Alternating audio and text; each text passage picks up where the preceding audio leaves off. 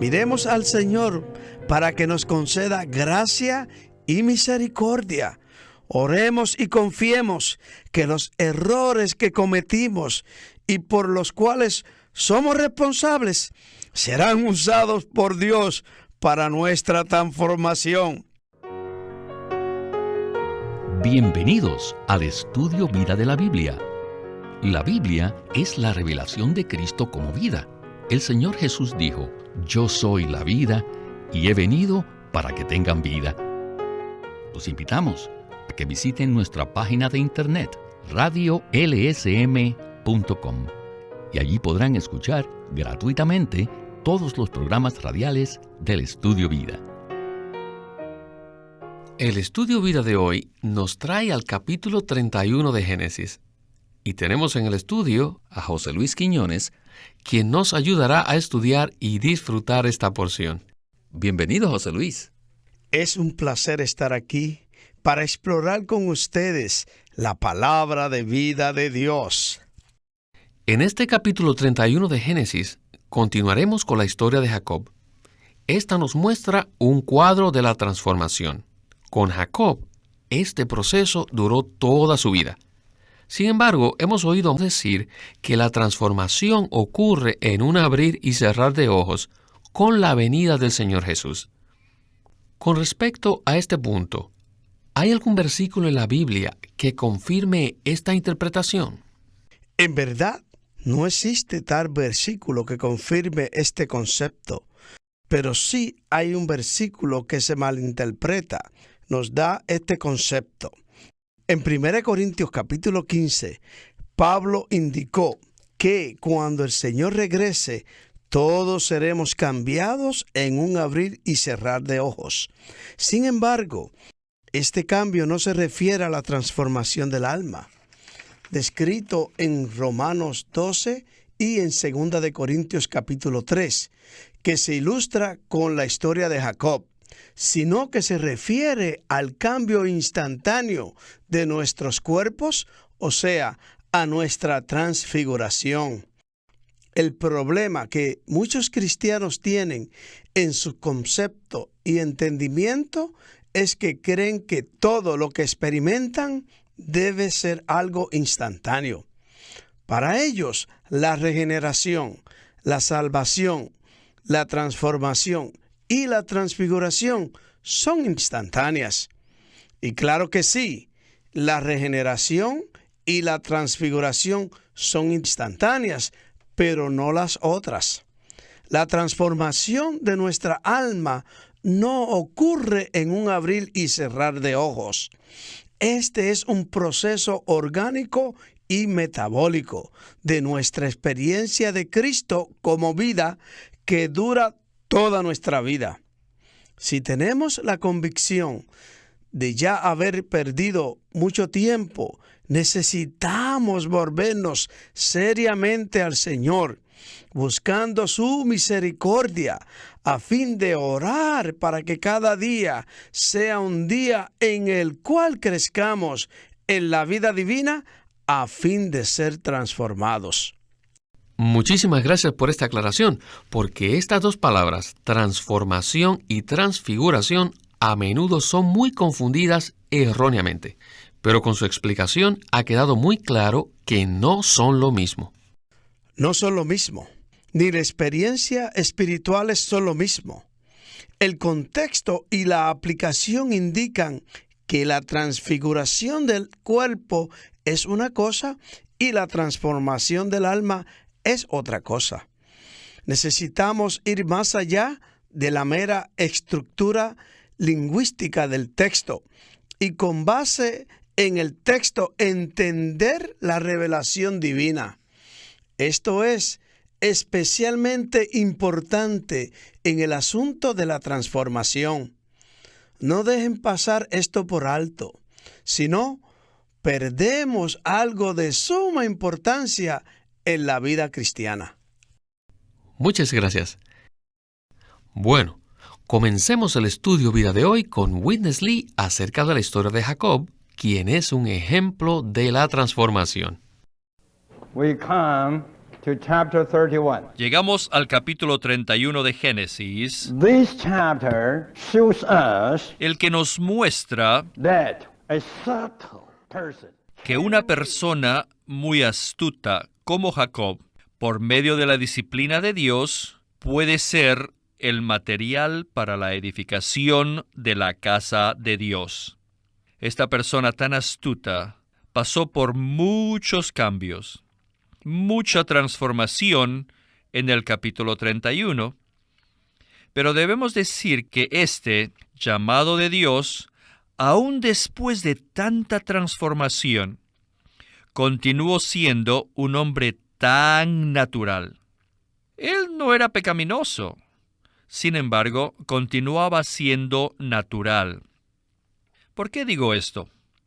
Debido a que él aún le tenía miedo a Labán. Y cuando Labán iba persiguiendo a Jacob, Dios se le apareció por la noche, cuando estaba descansando, y le advirtió a Labán: guárdate que no hables a Jacob descomedidamente. Labán le contó esta historia a Jacob, y después de oír esto, Jacob se volvió tan fuerte. Ese era el hombre natural. Si Jacob hubiese sido verdaderamente espiritual, hubiera dicho: alabado sea el Señor. Señor, cuánto te agradezco que estoy en tus manos. ¡Ay, ay, ay! Pero después de oír el relato que Dios le dijo que no hiciera nada a Jacob, Jacob cobró fuerza y hasta el valor para reprender a Labán a su propia cara. Esto significa que hasta este punto Jacob ya había sido transformado, pero no del todo. Hermanos y hermanas, todos tenemos que ver que el crecimiento en vida es algo que dura toda la vida. Nosotros no crecemos como los hongos. La madurez y la transformación en vida no se obtienen de la noche a la mañana, sino que este es un proceso de toda la vida. En todos estos capítulos que hablan de Jacob, uno tras otro, vemos a una persona que siempre estaba luchando, hasta el final del libro de Génesis, donde el hombre Jacob dejó de luchar. ¿Y qué fue lo que hizo allí? Él extendió sus manos sobre el bordón que usaba, el cual era un símbolo de su vida peregrina sobre la tierra. Y él colocó sus manos sobre este bordón. Las manos que antes suplantaban, adoraban a Dios. Ya no hacía nada, ni decía nada, ni pensaba nada. Él estaba allí, totalmente transformado. La plena transformación llegó a la madurez al final de la vida de Jacob. El proceso de la transformación requiere toda la vida.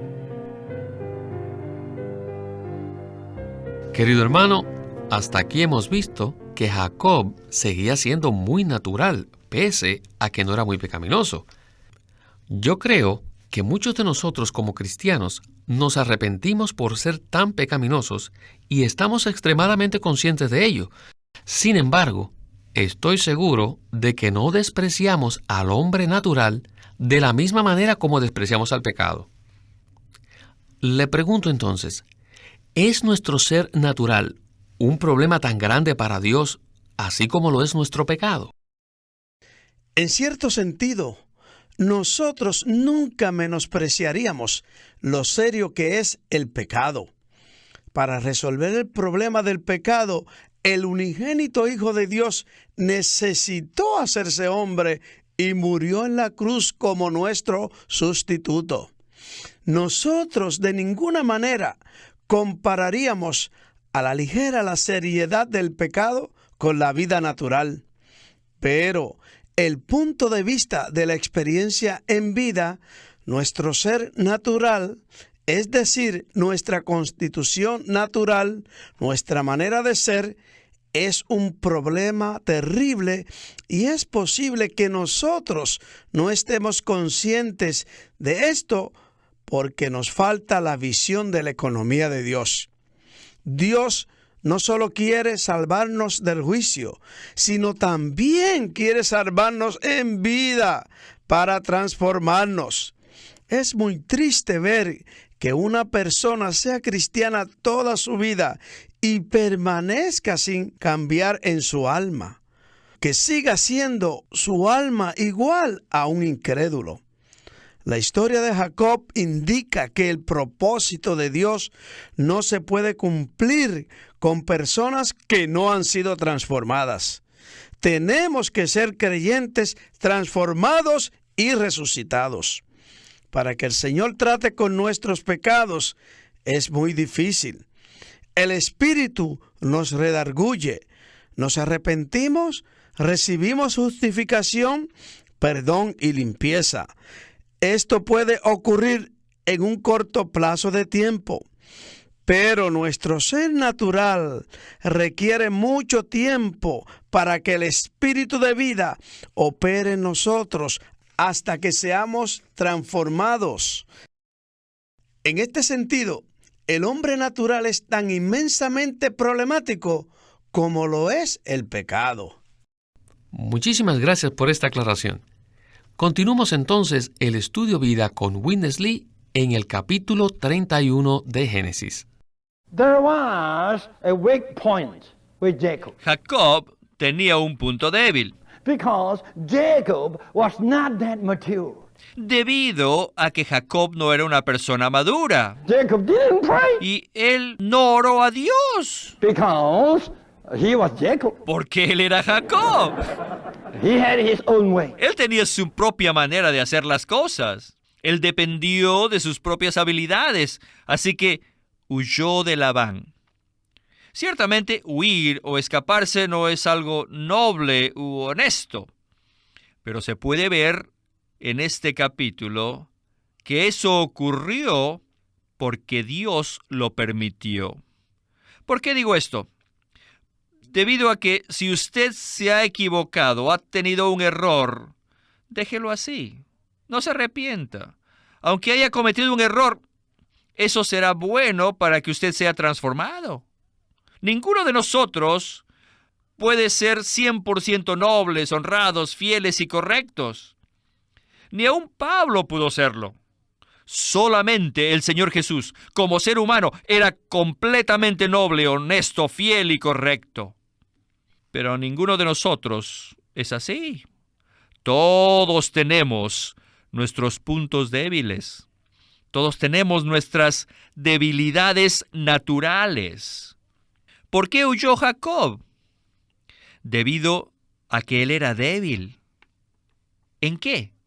Débil en la fe. Él era débil por no ser capaz ni estar dispuesto a sacrificarse. Yo sé lo que pasó y que él hizo mal. Pero Dios lo sabe. Aun el hecho que esté equivocado es algo que está bajo la providencia de Dios. Traten de entenderme. Dios en su providencia usa aún sus errores para transformarlo. Yo no les estoy animando a que cometan errores. Más bien les digo, no cometan errores. Y yo sé que a ninguno entre nosotros le gusta cometer errores. Yo puedo testificarles que día tras día, mes tras mes, año tras año, yo oré, Señor, no me permitas cometer errores. Yo no tenía la intención de cometer ningún error y aborrezco hacerlo, pero aún así, finalmente, yo cometí unos errores muy grandes. Puedo testificarles que nada nos transforma tanto como nuestros errores. Pueda que digan, hermano Lee, nos estás enseñando herejías. Esto es como decir, hagamos mal para que venga el bien. No, eso no es lo que quiero decir. Si usted comete errores adrede, a propósito, intencionalmente, eso no lo transformará. Eso lo decepcionará y lo condenará. Pero, si usted intenta hacer lo mejor que puede y evita cometer errores, y le pide, Señor, guárdame en tus manos, nunca permitas que me equivoque, Señor, estoy con temor y temblor ante ti. después de 3 meses de orar de esta forma, cometerá un gran error. Esta clase de errores serán utilizados providencialmente por el Señor para transformarlo. Bueno, José Luis, esta es una palabra que si se toma equivocadamente puede ser mal entendida. Por tal razón, me gustaría que usted nos explicara cómo es que el Señor puede utilizar nuestros errores para transformarnos. Bueno, nosotros nunca deberíamos excusarnos ante el Dios que es santo, justo y glorioso. Los pecados, transgresiones, fechorías y errores son asuntos graves. No podemos considerarlos livianamente diciendo, bueno, resultó en algo bueno, así que no importa. Hermanos, sí importa. De ninguna manera estamos diciendo así que aquellos que juzgaron a Pablo erróneamente diciendo, hagamos el mal para que venga el bien. No estamos diciendo que cometamos errores a propósito para que seamos transformados. Esto no es el punto. El punto es que nosotros sí cometemos errores, pero los errores están incluidos en las palabras de Pablo en Romanos 8:28. Todas las cosas cooperan para bien. El punto principal aquí es que el Señor utiliza nuestros errores para transformarnos. Si erramos, nos encontraremos en cierta situación a causa de esto. Y muchas veces Dios no lo cubrirá, sino que en su sabiduría usará este error para que seamos transformados. ¡Qué gloria es para nuestro sabio Dios! Él puede aprovechar esta equivocación y de esta manera puede convertir este error en una experiencia de bendición a fin de que coopere la vida transformadora del Dios triuno. Por un lado, debemos orar para evitar errores. Debemos procurar no cometerlos. Pero por el otro, debemos regocijarnos que nuestro Dios soberano, que no solo permite que cometamos errores, sino que los usa como un medio, por lo menos como una oportunidad para que Él nos transforme. Por otro lado, podemos arrepentirnos, pero no nos lamentamos. No debemos desperdiciar el presente lamentándonos por el pasado. Miremos al Señor para que nos conceda gracia y misericordia. Oremos y confiemos que los errores que cometimos y por los cuales somos responsables serán usados por Dios para nuestra transformación. Toda la gloria sea al Espíritu transformador del Dios triuno. Muchísimas gracias por su comentario. Esto ha sido de mucha ayuda. Regresemos pues con Witness Lee para la conclusión del estudio vida de hoy. This chapter shows us Este capítulo nos muestra no man is trustworthy. que no se puede confiar en nadie. In the Lord's hand, we all have to realize no human being. Nos debemos dar cuenta que no se puede confiar en ningún ser humano, ni siquiera en los parientes más cercanos. No confíen en ningún ser humano. Si nos damos cuenta que somos los llamados por Dios y que estamos en el proceso de ser transformados, tenemos que darnos cuenta que todo está en las manos de Dios. No se trata de que nadie es digno de ser fiado, sino que no confíen en nadie, ni tampoco culpen a nadie. No tienen que confiar ni culpar. Ya sea que su tío sea honesto, fiel y que se pueda confiar en él, tiene que darle las gracias a Dios. Dios es soberano. Y puede decir, yo no estoy en las manos de mi tío, sino que estoy en las manos de mi Dios soberano. Aún mi tío, que no es honesto, está en las manos de nuestro Dios, para el bien de mi transformación. Todos debemos ver que todo y todas las personas que están a nuestro alrededor y circunstancias son solamente instrumentos y medios que Dios usa en su providencia para transformarnos. Si por el bien de su transformación necesita una persona honesta, Dios le dará tal persona. Pero por lo general, para nuestra transformación, necesitamos una persona como Labán. Necesitamos un tío como Labán. Todos debemos ver que no podemos confiar en lo que pasa a nuestro alrededor, ni tampoco debemos quejarnos a nadie. Lo único que tenemos que hacer es agradecerle al Señor por todo. Y aún tiene que orar: Señor, gracias por mis debilidades. Hagan lo posible por comprenderme. Alabado sea el Señor. Nuestras debilidades también son un medio que Dios usa para transformarnos. Ahora, lo último que les quiero decir es esto. En todo este panorama, en esta vista, lo que importa no es nada menos que el Dios invisible con su mano invisible. Esta no es solamente una historia de la vida humana. No, esta es la revelación del Dios que nos transforma. El personaje crucial no es ni Labán ni Jacob, sino el Dios escondido, que prepara providencialmente nuestras circunstancias para arruinarnos, para que veamos que Dios está aquí. Por consiguiente, aquí la persona importante no es otra que el Dios soberano y transformador. Todos tenemos que ver este cuadro, porque esto nos ayudará a descansar en Él y nos ayudará a creer que todo lo que somos, donde quiera que estemos y en cualquier circunstancia o situación en la que estemos, todo está bien.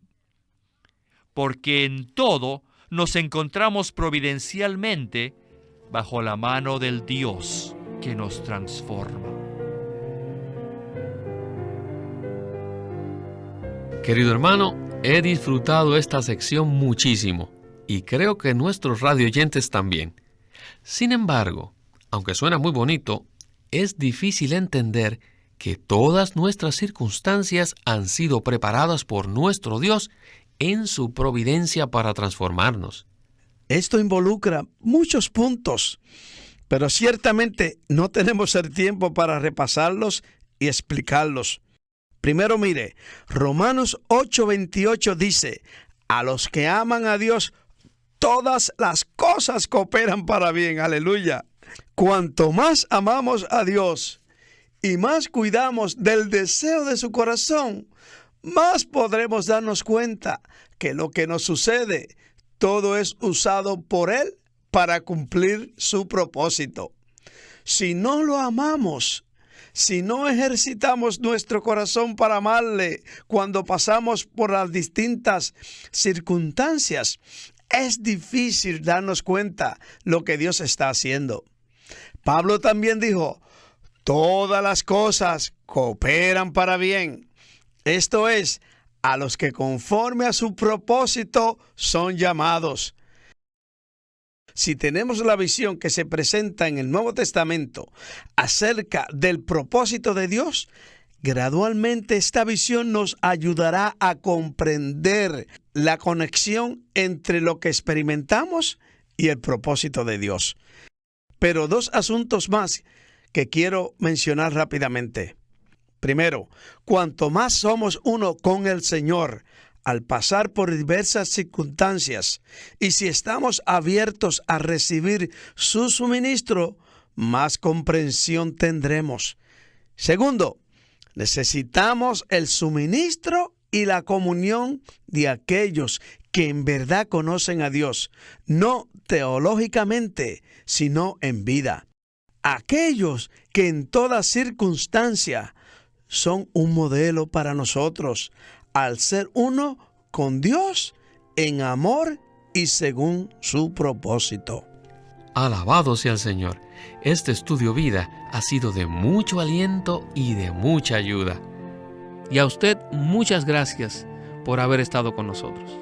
De nada, y que el Señor bendiga a todos nuestros oyentes al seguir a nuestro Señor en su propósito eterno. Amén.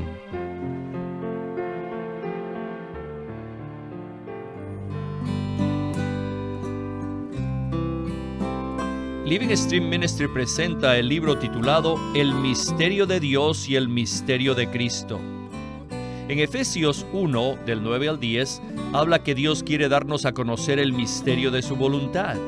En el capítulo 3 dice, y de alumbrar para que todos vean cuál es la economía del misterio escondido desde los siglos en Dios. El capítulo 5, versículo 32 dice que grande es este misterio, mas yo digo esto con respecto a Cristo y la Iglesia. Colosenses 2:2 nos habla de un misterio que es el misterio de Dios. Y 1 de Timoteo 3:16 también menciona otro misterio que es el misterio de la piedad. Hay muchos misterios en la Biblia, pero ¿qué cosa es el misterio de Dios y el misterio de Cristo? Estas frases y palabras en la Biblia nos dan la clave para entender la revelación que esconden las Escrituras. Por eso les recomendamos este libro, El misterio de Dios y el misterio de Cristo, por Witness Lee. Witness Lee sirvió fielmente al Señor durante más de 70 años y culminó su labor con este exhaustivo comentario de todas las Escrituras llamado El Estudio Vida de la Biblia. Queremos animarlos a que visiten nuestra página de internet libroslsm.com. Allí encontrarán los libros impresos del ministerio de Watchman Nee y Witness Lee, la Santa Biblia versión recobro con sus notas explicativas, y también encontrarán folletos, himnos, varias publicaciones periódicas y libros en formato electrónico. Por favor, visiten nuestra página de internet libroslsm.com. Una vez más, libroslsm.com. O llámenos a nuestro teléfono gratuito 1-800-810-1149. Además, si desean, pueden comunicarse con nosotros enviándonos un correo electrónico a estudiovida@lsm.org. Una vez más, estudiovida@lsm.org.